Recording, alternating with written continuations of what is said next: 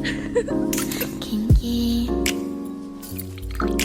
얘기를 나누던 우리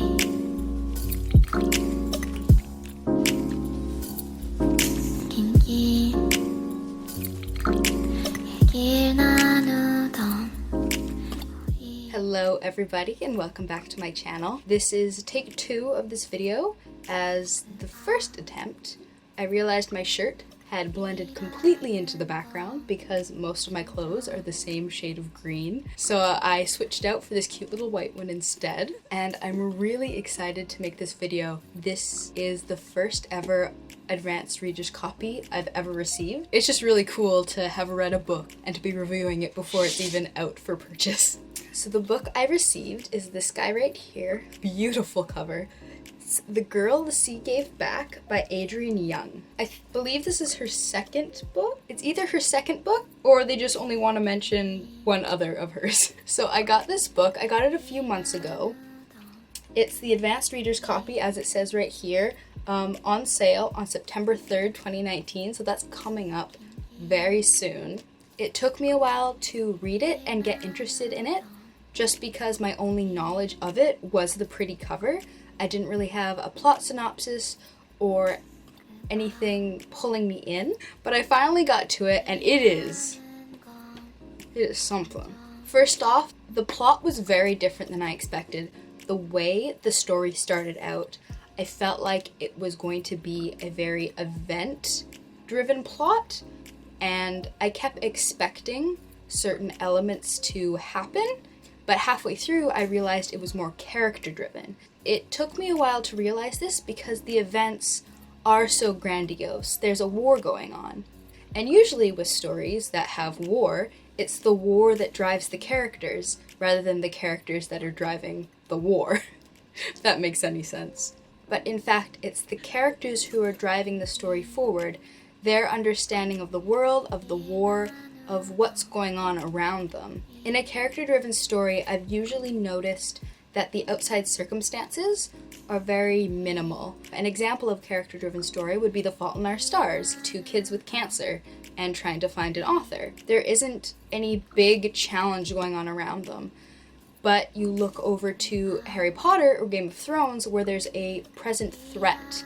And so this book had the elements of a plot-driven story, but was written in the format of a character-driven story, which was a bit odd for me, because I always like to differentiate the two in my head. How it worked together in this book was very interesting, was a very unique perspective. Now for the characters. So the lead character on the cover, her name is Tova, and every chapter it switches back and forth between her and Halvard, Halvard, Halvard. And they're in different groups of people, and eventually, of course, they meet up at the end, but you're able to see both sides of the war, because they're on either sides. While you're always following these 2 characters, I feel like there was a lot more character backstory and connection with the side characters instead.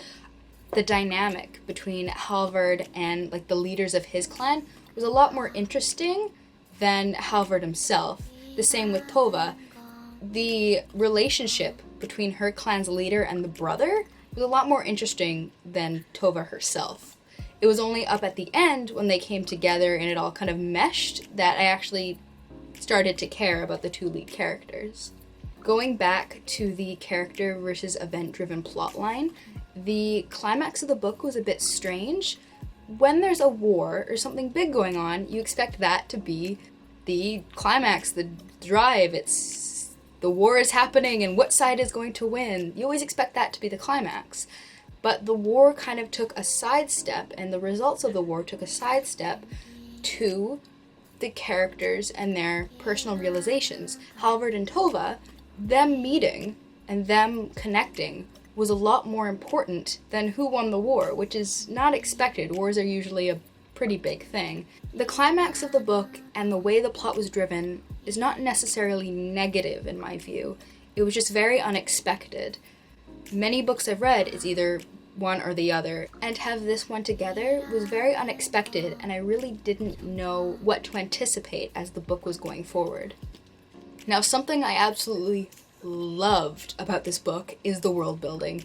Just like how I said with the clan leaders of both sides, their story and the world they live in is so cool. They go into the backstory of how two clans were always fighting and then they joined up because they were so like decimated, they needed to join up to survive, and now they're just this one clan.